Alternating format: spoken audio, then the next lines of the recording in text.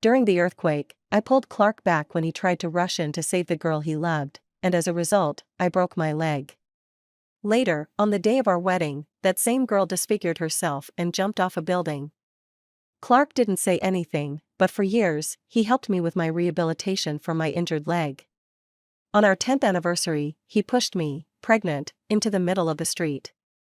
Before walking away, he asked, "Flora, do you now understand the feeling of being helpless?" When the car ran over my body, I finally realized just how deeply he had hated me all along. When I opened my eyes again, I had gone back to the moment of the earthquake, just before the building collapsed. I let go of his hand. "Clark, run." As the supporting wall began to crumble, Clark looked at me and, without hesitation, shook my hand off. I paused mid-step, wanting to throw myself towards him, but instead, I stood still and watched him through the heavy smoke and dust. In my past life, I had desperately pulled him back, using my body to shield him from the falling debris. When the sharp stones pierced my body, the excruciating pain had clouded my mind. Back then, I thought I was going to die, and with the last of my strength, I whispered in his ear, "Clark, be happy." I later woke up in the hospital and saw that my right leg was amputated. I couldn't quite process my feelings at that moment. When I realized I could never pursue the fencing I loved again, I broke down and cried in despair. But when Clark's mother came to visit, they knelt on the floor, begging me to stop crying, saying they wouldn't get up unless I did. That sunny, cheerful boy stood helplessly beside me, wiping my tears with trembling hands. "Flora, let's get married. I'll take care of you for the rest of your life." At that moment, the weight of his love briefly soothed the endless chasm inside me. I always thought the deep look in Clark's eyes was love, awakened by me, until the day that car came speeding towards me, and I realized it was hatred. "No, I need to save Amity. She hasn't come out yet." Clark's rough shout interrupted my thoughts. He waved his hands, signaling for me to stay away. I looked at his youthful face. Even though 10 years had passed, I could still clearly remember him accompanying me through countless rounds of rehab, catching me each time I fell with his strong arms. But I also remembered our 10th anniversary, when he pushed me, without my prosthetic leg, into the middle of the road and whispered in my ear, "Flora, do you know what day it is? My Amity has been dead for 10 years. She agreed to my confession, everything was supposed to be fine. I want you to feel what it's like to be utterly helpless." His voice was full of such venom, like a dagger plunged deep into my heart. As the car came hurtling towards me, the vibrant blood from my body stained the pregnancy test result I had in my pocket, the surprise I had prepared for our anniversary. "Don't come near me." Clark turned and ran upstairs, looking back at me as he ran, expecting me to stop him at all costs. But this time I wouldn't stop him. I was rescued by the search and rescue team and taken away in an emergency vehicle. Clark and Amity were nowhere to be found. I didn't know if he had found her or saved the girl he loved. I closed my eyes, and Clark's words from the previous life echoed in my ears. "Life and death are destined, wealth is determined by fate. What makes you think you have the right to interfere with my life and death? I love Amity. I'd die for her, and I'm willing to do so. Who are you to stop me?" Our 10 years of childhood friendship meant nothing compared to the 1 month he had known Amity. He used to be so driven and ambitious, but he gave up an important exam and all his accolades, just because of a single word from her. He said he had never met someone who understood him so well. But did he ever think about whether someone who was so perfectly matched with him could really exist? The rescue vehicle took us to the hospital for a checkup. There, I saw Clark's mother. She looked haggard and grabbed my hand. "Where's Clark?" I shook my head. "I don't know." "Weren't you with him? How could you not save him?" I was at a loss for words. In the previous life, Clark's mother was initially grateful to me, but later, she often used my disability against me, saying I was lucky her son accepted me. She even secretly introduced other women to him multiple times. Whenever I protested, she would fake a heart attack, and Clark would protect her and tell me to be quiet. He ran in to save someone, and I couldn't stop him. I looked at Clark's mother, not wanting to say anything more. Clark's father had died young, and his mother had raised him on her own. He was about to graduate, and if anything happened to him, I wasn't sure if his mother could bear it. How could you let this happen? How could you not stop him? You just watched him run to his death? How could you be so cruel? People started to gather around us, and Clark's mother clutched her chest, wailing and collapsing to the ground. My son has been with her for so many years, taking care of her, and now she runs out alone, leaving my son inside. A nearby journalist started filming, and several bystanders raised their phones to capture the scene. I could already imagine the video going viral, with countless people who didn't know the truth calling me an ingrate. But just then, a bloodied stretcher was carried into the hospital. Clark's mother, who had been sprawled on the ground, leaped up like a fish and threw herself onto it. It was Clark, covered in blood, his arm tightly bandaged, with large patches of flesh exposed. Are you insane? Why did you go in to save her? What if something happened to you? How am I supposed to live without you? Her anguished cries echoed through the hallway, but Clark just smiled weakly. I saved Amity. As long as Amity is safe, I'm willing to do anything. The people around us exchanged shocked looks. Amity? Isn't that some other girl? Hasn't he been dating this girl for years? Who's Amity? Isn't this emotional blackmail? So, only your son's life matters, and no one else's does? As the crowd began to turn against her, Clark's mother collapsed backward, her face pale. She wasn't pretending this time. The medical staff rushed over to attend to them both, while I turned and walked into the examination room, no longer concerned. The checkup showed I was fine, and as I was leaving the hospital, I heard news about Clark. He survived, but his arm had to be amputated. This time, fate had shifted.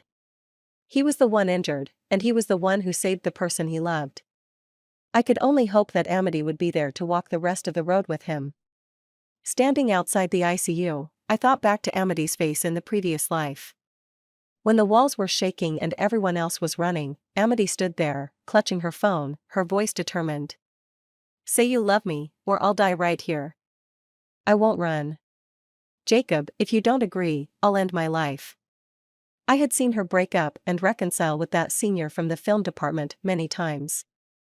I had also heard her laughing to her friends, saying, Clark? I'm just playing with him.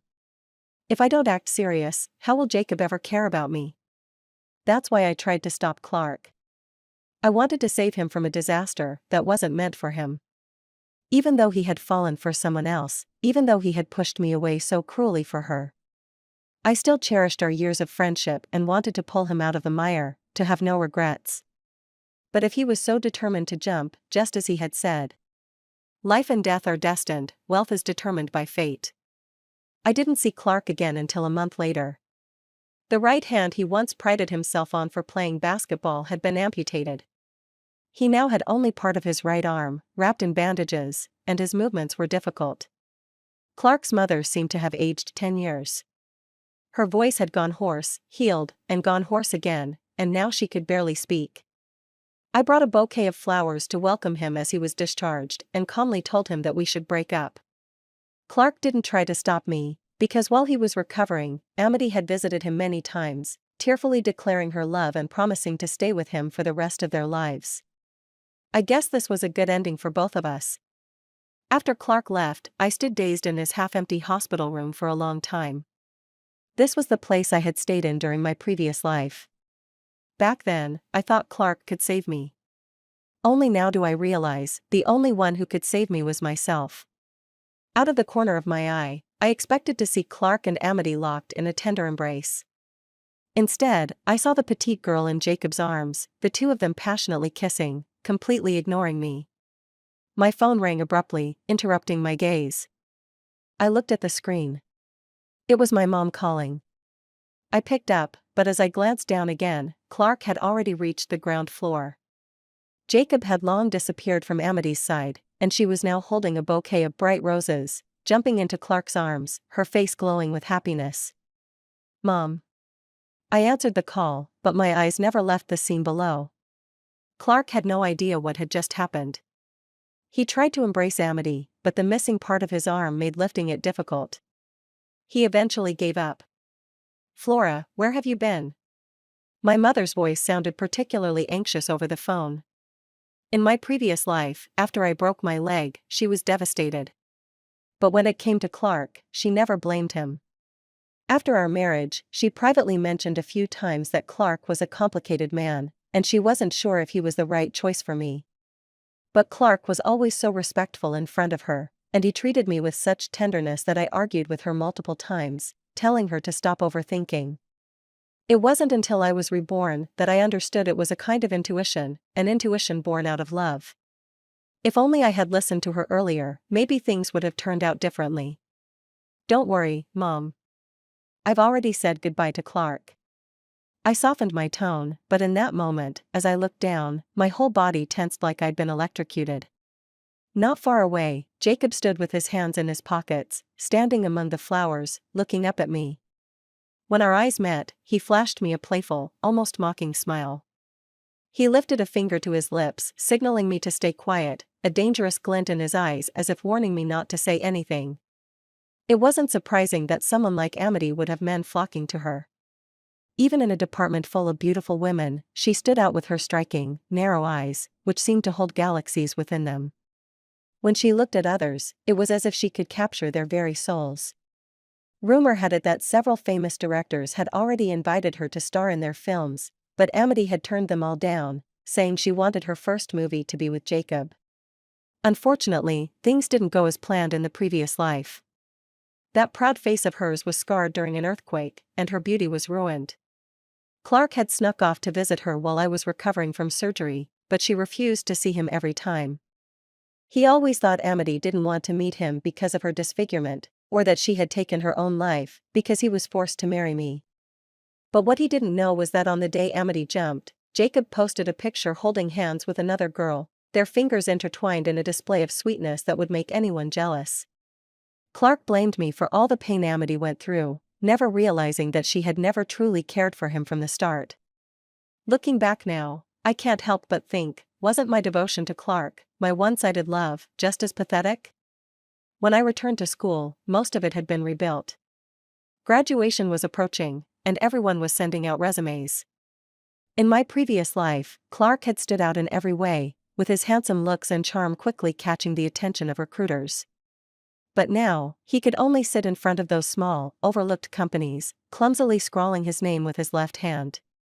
Most of the companies didn't say anything outright, but their looks of pity far outweighed any admiration. The despair I had once felt under those cold gazes, he was now experiencing it fully. Flora, I'd like to hear your thoughts on balancing career and family. The interviewer in front of me held my resume, looking at me with interest. It's common for young women like me to face such questions during job interviews, and I understood that.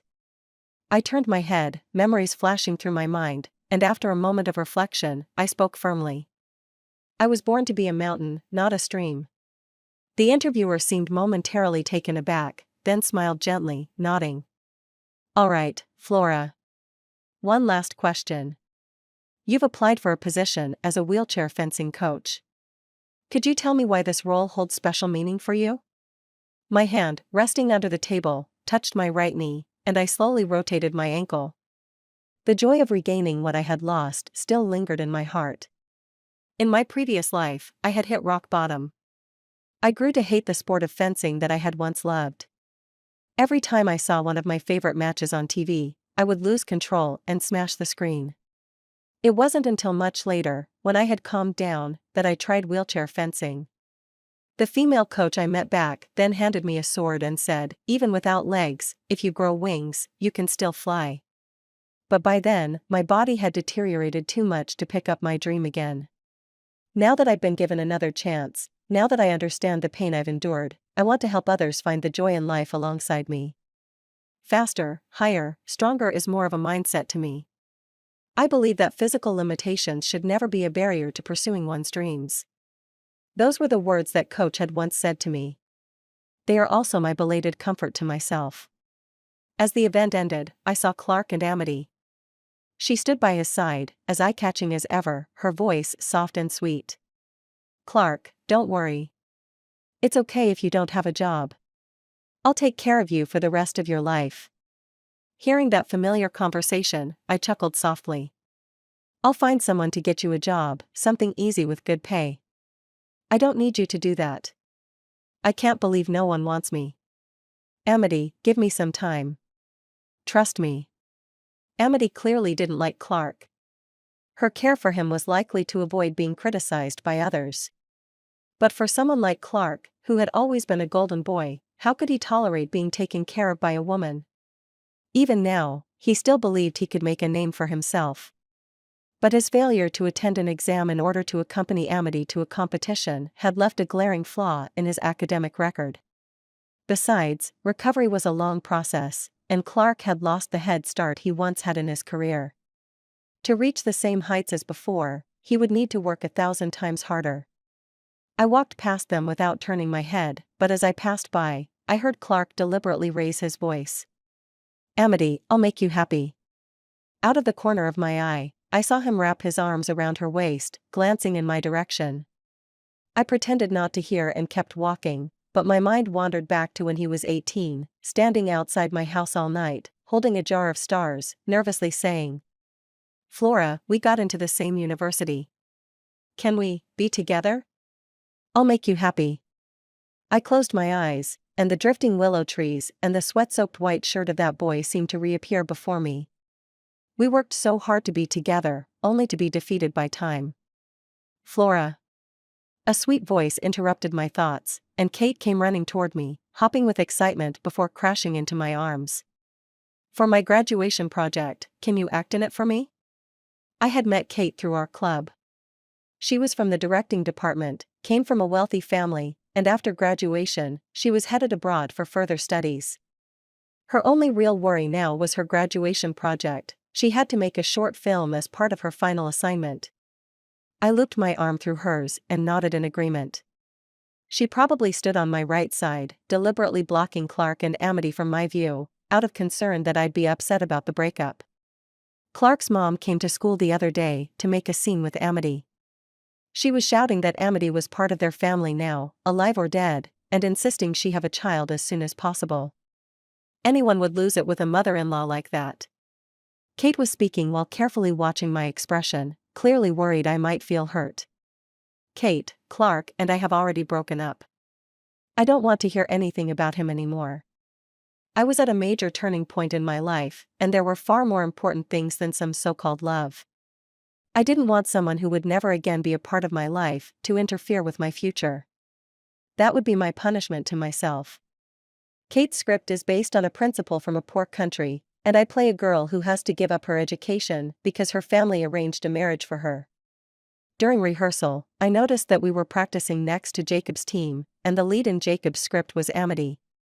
The two of them were always together, and their ambiguous relationship was practically common knowledge around campus. But because of Jacob's family background, no one dared to say anything.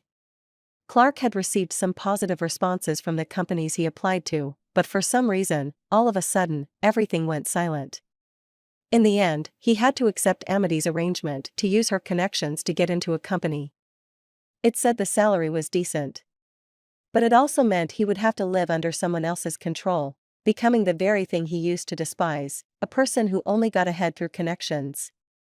In the life I knew him before, he should have been undergoing rehabilitation now, a grueling time after losing a limb, where he had to accept his new reality and face his deepest wounds over and over again. Clark's emotions were growing unstable, and he needed Amity's companionship to fill the void in his heart. But Amity's mind wasn't on him at all. To ensure she looked her best on camera, she made sure to go to bed early and keep a strict routine. Maybe because she was completely immersed in love, she became even more radiant. During breaks in rehearsal, I often overheard her on the phone, sounding annoyed. I told you I'm busy. The crew has a meeting tonight, I don't have time to go with you. Sometimes, when Clark would come looking for her, she'd make up an excuse to avoid him, leaving instructions to those around her. Don't tell him I'm here. On Valentine's Day, Clark showed up with flowers for Amity, but she was too busy rehearsing to even greet him. In front of everyone, Clark couldn't hold back his frustration. He threw the bouquet on the ground and coldly demanded, Amity, I've called you so many times, and you didn't answer. What are you trying to do? Everyone froze, but Amity didn't give him a kind response. She had always had boys wrapped around her finger because of her looks, and she wasn't used to being treated like this. She snapped back instantly. "Clark, I'm busy. Unlike you, normal people have a lot going on every day." She emphasized the words normal people, which hit Clark hard. He stood there, stunned, too angry to speak. "Amity, do you even have a conscience? Who do you think I did all this for? Do you have any shame? I never asked you to save me. That was all your idea.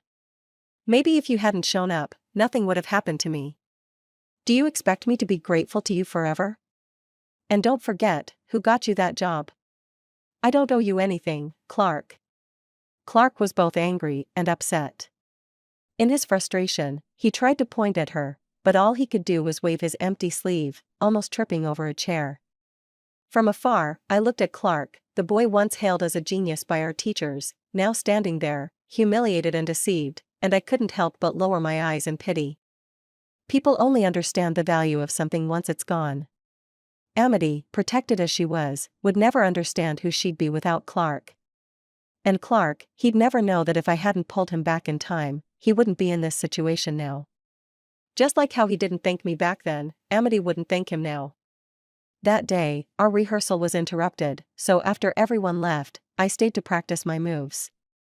In the short film, I play a martial artist who escapes poverty, and by the end of the film, I have to showcase some fencing techniques. But ever since I returned to life, my moves had grown rusty, so I kept practicing. Eventually, the stage lights went out, and in the dim lighting, I raised my sword to thrust forward, only to notice a shadowy figure sitting in the audience. "Who's there?" Startled, I nearly dropped my sword. "You're pretty good," said Jacob. He raised an eyebrow, his dark eyes gleaming like a ghost. "Clark isn't good enough for you." I thought he was warning me not to say anything about what I'd seen, so I brought it up first. "I won't say anything about you and Amity." He let out a small laugh, his expression softening with a hint of drunkenness as he approached me. "Amity isn't the right fit. I need a leading lady like you. She's too delicate, but you're tough, like wild grass." I could smell the mix of alcohol and cologne on him. Frowning, I stepped back. Jacob always considered himself an artist, and with his family's wealth, he often flirted shamelessly with women. Many girls, for their own reasons, tolerated his advances. But I shot him a cold look and stepped back again. "Who I end up with is my own business, and it has nothing to do with you." I started to take off my costume to leave, but Jacob followed me and grabbed my sleeve. "Flora, has anyone ever told you? You're different. If we were together, don't you think Clark would be heartbroken? Wouldn't it be fun to see him chase after you again?" I admit, for a moment, I was tempted. But I quickly suppressed the thought.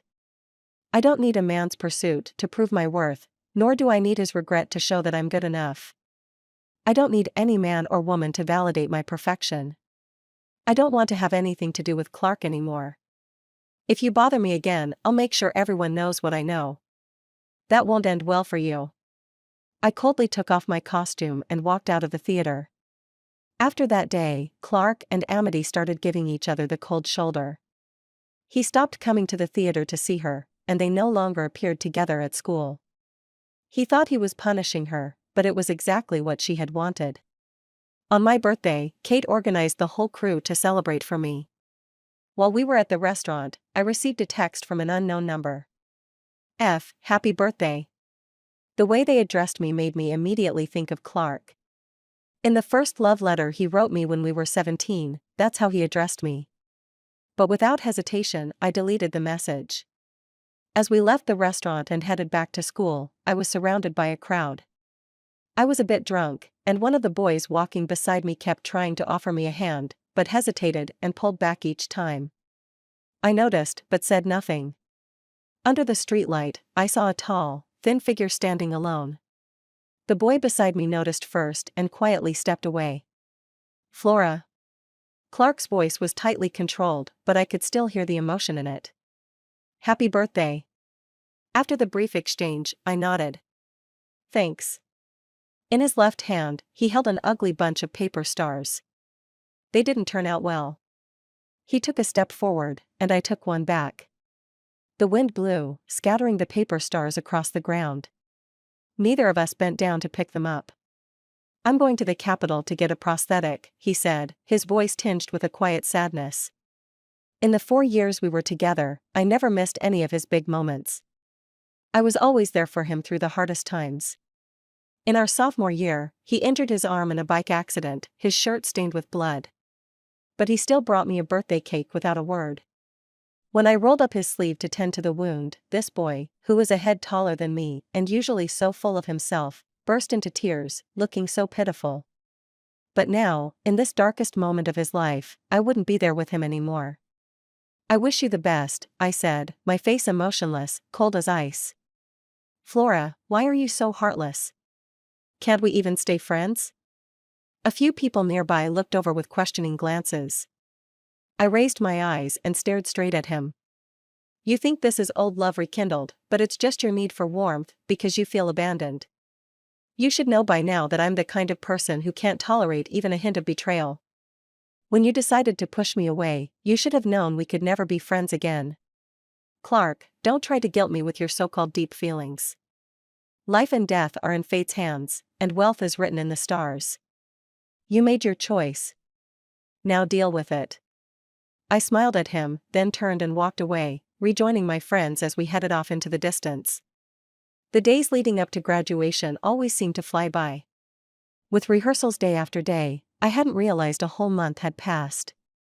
Jacob had started giving me expensive gifts every now and then. Sometimes it was a ring from a luxury brand tucked in my bag, other times a limited edition dress that was hard to find. I knew this wasn't love at first sight. It was just a game Jacob played to kill time. I didn't pay him any mind, as I had already received an offer from the provincial team's coach. I was starting to get involved in coaching, and according to plan, I'd be training a newly formed fencing team. In 3 months, I would be taking them to an important competition. On Amity's birthday, Clark suddenly returned. He came with his mother, sporting a new prosthetic arm. They showed up unannounced, probably trying to break the ice and give Amity a surprise. It was Clark's mother who told me this. After everything that had happened, she looked worn out, and her tone toward me was unusually gentle. "Flora, Clark is like a child who never grows up, always making people worry. You've known him for so many years. You understand him. Sometimes he does impulsive things, but deep down, he's sentimental. After we were married in my past life, she had said the same thing to other women several times. The implication was clear. Now, hearing it again, it made me sick. No one stays a child forever. He's a grown man and should be responsible for his actions. As for whether he's sentimental or not, it has nothing to do with me. He has a girlfriend now. You should talk to her." I turned to leave, but Clark's mother grabbed my arm. "I like you. I want to bring you two together. Otherwise, you know, his relationship with that girl is going well, and she's got a job now too. To be blunt, if Clark hadn't lost an arm, you wouldn't even have a chance." Whenever she talked about her son, she always sounded proud. Apparently, Clark hadn't told her about using connections to get a job or the fights he'd had with Amity. Clark's mother didn't really like me either. She just thought Amity was too unruly and wanted me to take over her mess of a son. I knew from experience how difficult she could be, so I was curious to see what kind of sparks would fly between someone as high and mighty as her and a spoiled princess like Amity. "Well, then I wish them the best, okay? May they live happily ever after. You don't need to waste your time trying to match us. I'm not good enough for your precious son." Clark's mother scoffed, grabbed her purse, and stormed off. As her hand reached out in front of me, I noticed her fingers were round like drumsticks, a clear sign of clubbing, likely due to a severe heart condition. I immediately shut my mouth, afraid to say anything that might aggravate her further. "Mom, come on. Let's go find Amity," came Clark's voice from the hallway as she opened the door. Then, there was a burst of laughter and voices from the crowd. I closed the door behind them and crouched down to quietly organize my props. Kate told me Clark had booked a big restaurant, and many people from both production teams were going to join the fun. I certainly wasn't going to attend. After packing up, I left. I was busy coaching every day and had no time to pay attention to the gossip.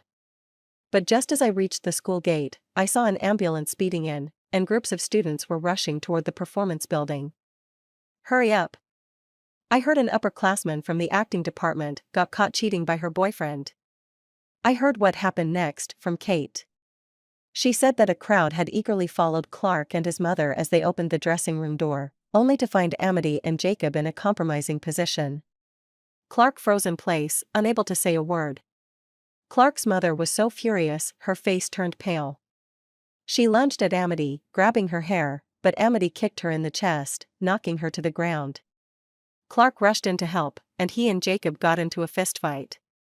All of this was captured on camera by someone in the crowd who had been planning to record a surprise.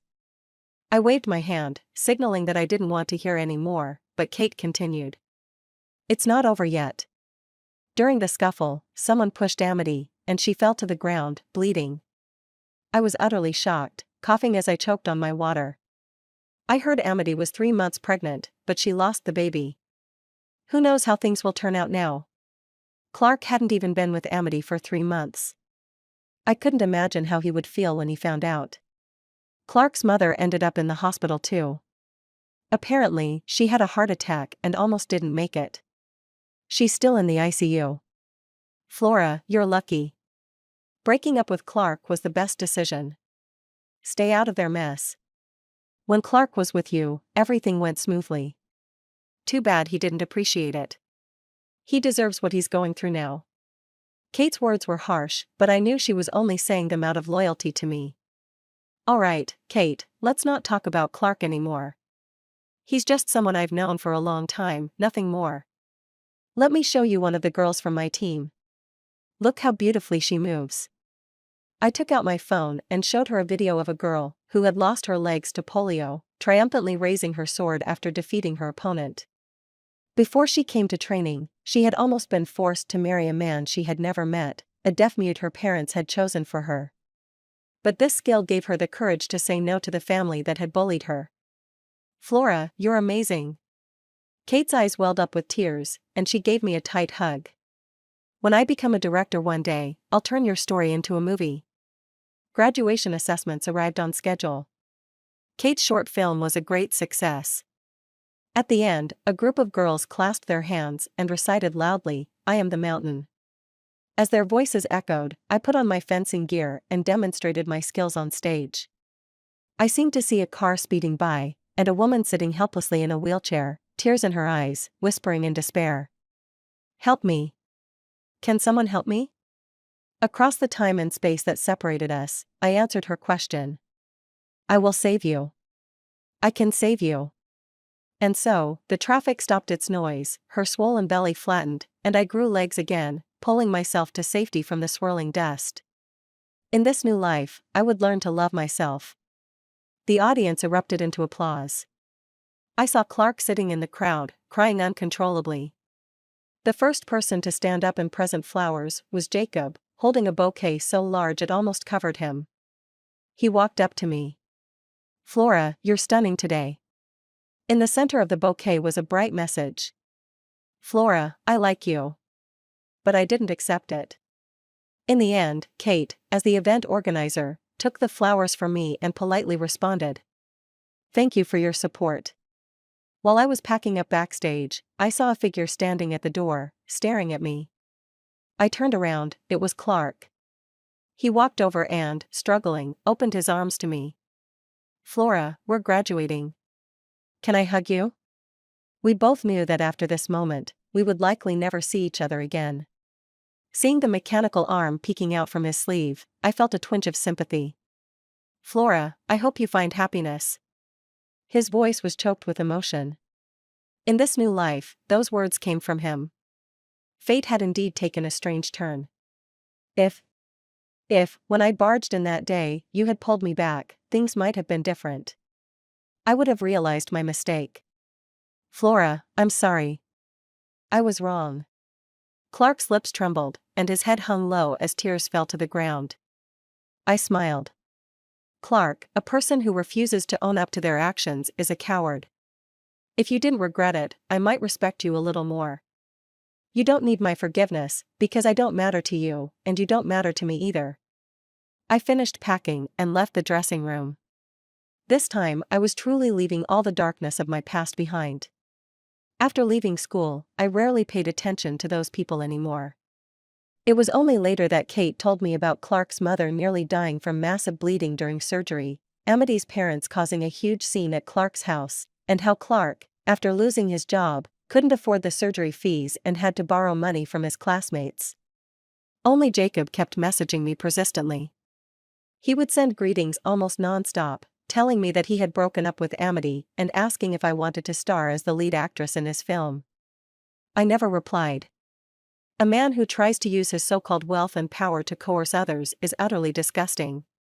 I was busy training my team members for the upcoming competition, so exhausted that I barely had time to catch my breath. With only 10 days left before the competition, I led my team to the competition venue.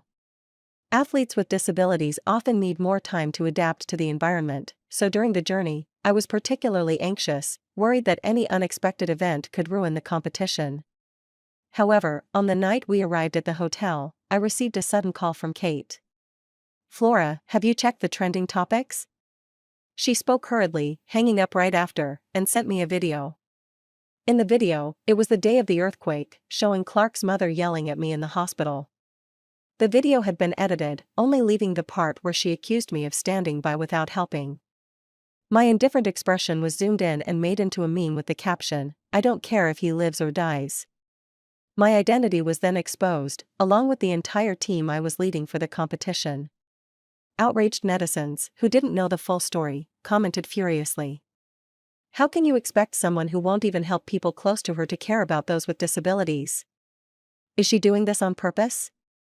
As a coach for the Paralympic team, she'd probably be happy to see more disabled people, right? She's unfit to lead a team.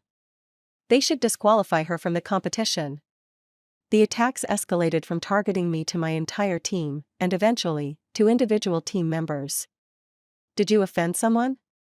How could this video appear so conveniently? It's obvious this is aimed at you. Kate's words brought me back to my senses. I found the original video, and under the post from the one who shared it, I spotted a familiar avatar. I remembered it vividly because, in my previous life, Jacob had used that same avatar when he posted something that completely shattered Amity. It's Jacob. The moment I said it, I felt a chill down my spine. With Jacob's powerful family background, he must have orchestrated this disgusting move to manipulate public opinion. His motives were crystal clear. As my mind raced, a call from an unfamiliar number came through. "Flora, have you seen the trending topics?" Though the voice was disguised, I instantly recognized Jacob's voice. "What do you want? Give up your position as coach and come join my film crew. Otherwise, it won't just be your reputation at stake. I can make sure your entire team won't compete." After a long silence, I sat alone in the dark, lost in thought. Jacob had always been insane. If I didn't agree, who knows how far this scandal could escalate. It was a critical time for everyone, and I didn't want my personal grudges to ruin the competition we had all worked so hard for. But my feelings mattered too. This was a project I had looked forward to for so long, one I knew I was capable of succeeding in. I didn't want to give it up so easily. "Flora, have you thought about where that video came from?" Kate's words hit me like a bolt of lightning. That day. I tried to recall the scene. My memory was hazy, but apart from Clark and his mother, there were no others close to me present. So much time had passed. Unless someone close to me deliberately leaked it, there was no way anyone could use this as blackmail. But who could that person be? After a moment of contemplation, I dialed Clark's number. "Flora," he answered first, sounding anxious. I didn't release the video. His panicked denial only deepened my suspicion. "It was your mother, wasn't it?" The moment I asked, my heart skipped a beat. He was silent for so long that I already had my answer. "Flora, I'm sorry. She's already like this. I can't blame her for anything anymore. I'm willing to take full responsibility for whatever happens. I'll go explain everything right now. I'll make everything clear, okay?" I let out a cold laugh. And how exactly was he planning to explain it? Even if he tried, by the time the truth was out, the damage would already be irreparable. Do you have the full video? Can you find the complete footage? The only way to quickly and effectively end this was to release the part where Clark explained everything in the original video. The video. Jacob bought it. He paid for all the surgery costs, so now he's probably the only one who has the rights to release it. I once loved the sound of Clark's voice, but now, it felt so cold. The phone slipped from my hand and fell to the ground. The provincial team contacted my superior urgently, and the head coach called me. I picked up, expecting to be scolded, but instead, she spoke to me gently. "Flora, don't worry. We're working on a solution." In my mind, I couldn't help but recall that day at the interview, when I told her physical limitations should never be a barrier to pursuing dreams. My team members had already gone through so much hardship. For many of them, this competition was their one and only chance. If they didn't win and qualify for nationals, they would have no choice but to return home and settle down. This wasn't just my dream, it was theirs too. Was I really going to let Jacob ruin all of this? Put the blame on me. I'll give up my position as coach. Let the girls compete as planned. After the competition, we'll figure something out. But I knew, once I compromised, this would be a permanent stain on my career. Fixing it later would be next to impossible. But the situation had become so dire. If I was struggling, what about my team? They had already used up all their courage to get this far. I couldn't become the obstacle in their path. I quickly packed my things and called Kate. "Kate, where are you? I need to." But before I could finish, Kate screamed. "Flora, everything's reversed. Check the trending topics." News of the full video being released quickly shot to the top of the list. In the video, Clark tearfully explained everything, and the criticisms from bystanders were all made public. The tide of public opinion shifted instantly, focusing instead on the connection between Clark and the mysterious Amity. Within half an hour, the news was completely taken down, swiftly and cleanly. A harmless entertainment story soon replaced it as the top headline. If someone wasn't pulling strings behind the scenes, I wouldn't have believed it. I realized that if Amity's true identity were exposed, finding Jacob wouldn't be difficult either. So Jacob probably didn't want things to escalate any further. But the person who managed to release the full video and foil Jacob's plan, I still didn't know who that was. After that storm passed, Jacob never contacted me again. The competition preparations continued in full swing, and everything that had happened seemed like just a minor hiccup in the process. Things went exceptionally well afterward. My team triumphed in the provincial competition, outperforming everyone, with all 3 top spots taken by my team members. Under the dazzling lights, those girls smiled as they pushed their wheelchairs, hugging each other tightly to the tune of Stars and Sea. Because of that little mishap before the competition, the event drew more attention than ever. The girl who won the championship soon caught the eye of advertising companies, who promised to cover all her future training expenses. Amid the cheers and applause, I received a phone call. When I pressed the call button, an unexpected voice echoed in my ear. "Flora, you were amazing." That voice, distant yet familiar, instantly pulled my memories back to the previous life. In that dim hospital room, the TV on the wall was broadcasting live news. At that time, I suffered from severe insomnia, unable to sleep night after night, teetering on the edge of breakdown and despair. Until one evening, listening to a news interview, the steady yet gentle voice of the female reporter reading a brief bulletin gave me a strange sense of peace. Later, during those unbearable days, I got used to falling asleep to the sound of her voice. Then, one day, her face appeared on the live news. They said she was a reporter covering post-disaster stories who had fallen to her death from the 17th floor of the hospital. The conclusion was that she had witnessed too many injured victims during the earthquake, leading to emotional despair and suicide. The program replayed clips of her interviews. After each interview, her comforting words were always so firm and uplifting. I didn't know what had happened to her to cause such a sudden death, but something about the whole story felt vaguely wrong to me. Hearing her voice again now brought tears to my eyes. We arranged to meet at a cafe. Was it you who released the full video? The person sitting in front of me was named Marina. Her round face gradually overlapped with the person behind the camera that day. I was grateful that, in this life, such a tragedy hadn't happened to her. Yes, it was me. Her voice was still as pleasant as ever, soft like a stream flowing gently through my heart. Why help me? Since Jacob had used such evidence to threaten me, he must have ensured that all key pieces of evidence were in his possession. And to achieve this, there were only two ways: money or power. As a journalist, she would have been eager to exchange such evidence for Jacob's connections and resources in the media industry. Even if not, there was no need for her to risk offending him just to help me. My daughter is paralyzed. She lowered her head slightly, her eyes tinged with red as she began to speak. On the day of the earthquake, we had planned to go to the park together, but I left for an impromptu interview, leaving her and my husband at home. Later, a fallen pillar crushed her legs. What about your husband? She smiled faintly. He was having an affair with someone else at a hotel downstairs. I found out later. In my mind, I pictured the hospital where she fell in my past life. I guessed it was likely the place where her daughter was receiving treatment. My daughter loved dancing. Her teacher said she was very talented and wanted to recommend her to the best dance school. Her voice choked up. She's so young. How could she accept this? She resisted treatment and was in a terrible state until.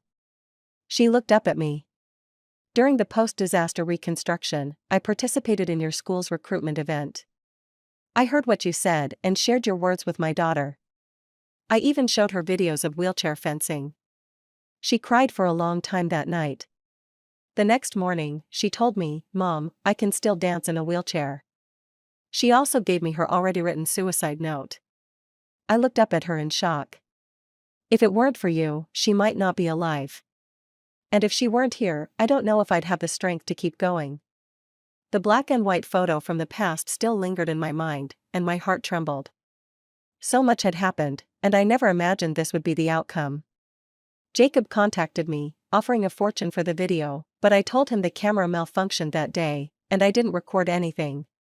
Her daughter was receiving expensive treatment, and she was also in the middle of a divorce battle with her ex-husband. Such difficulties meant she would undoubtedly need a large sum of money. She hadn't mentioned it, but I knew how tough it must have been. If it weren't for you, I don't know what I'd be like now. She looked up at me, her words still as firm as ever.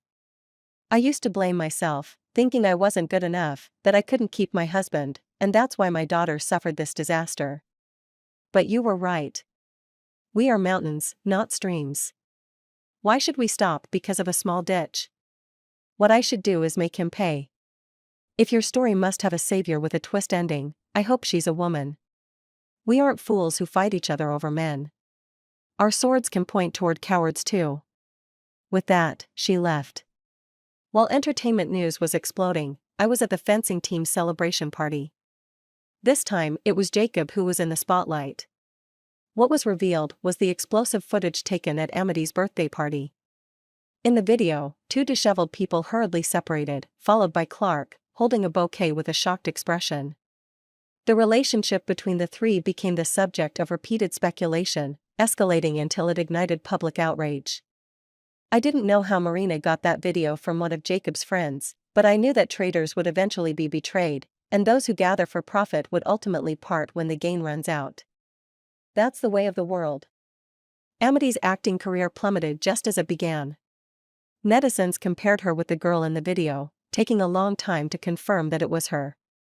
It wasn't until I saw her recent photos that I realized the stunning beauty from before was gone. Seeing that there was no way to salvage the situation, even her agent came forward, saying that after her breakup, Amity had spiraled into mental instability, undergoing multiple cosmetic surgeries. After several failed attempts, her once naturally beautiful face had been completely ruined. Now, at just over 20, her face was stiff and unrecognizable. Without her looks, she became a scapegoat for public outrage, her reputation destroyed. Even a private comment she once made to a friend was leaked. "Clark? I was just playing with him. If I didn't put on a real show, how would Jacob ever feel hurt?" I didn't know if Clark followed entertainment news, nor how he'd feel hearing that voice recording. In the end, the story concluded with Jacob's investors being exposed for tax evasion. It was said that the seemingly upright man had been having affairs, and in the end, his ex-wife testified against him.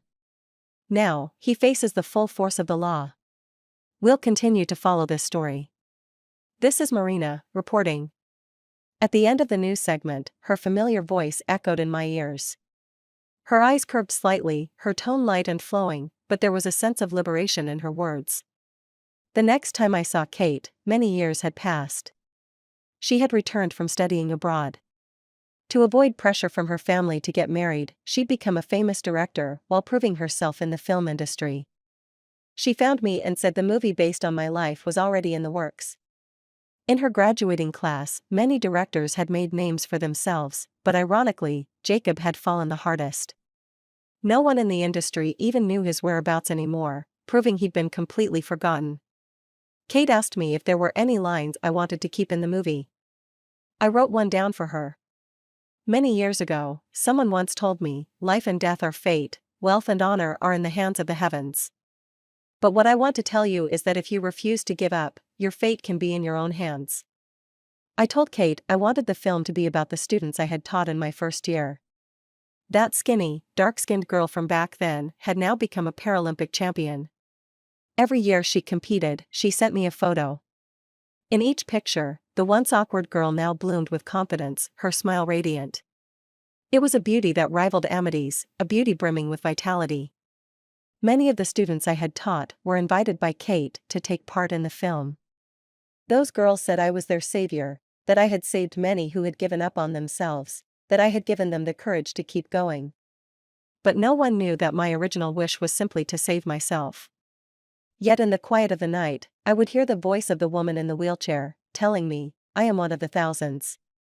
When someone tries to save themselves and love themselves, they radiate a courage even they cannot foresee. This is the power the world needs, the greatest value in making someone the hero of their story. And I'm so grateful that, this time, I became the hero of my own world. The end.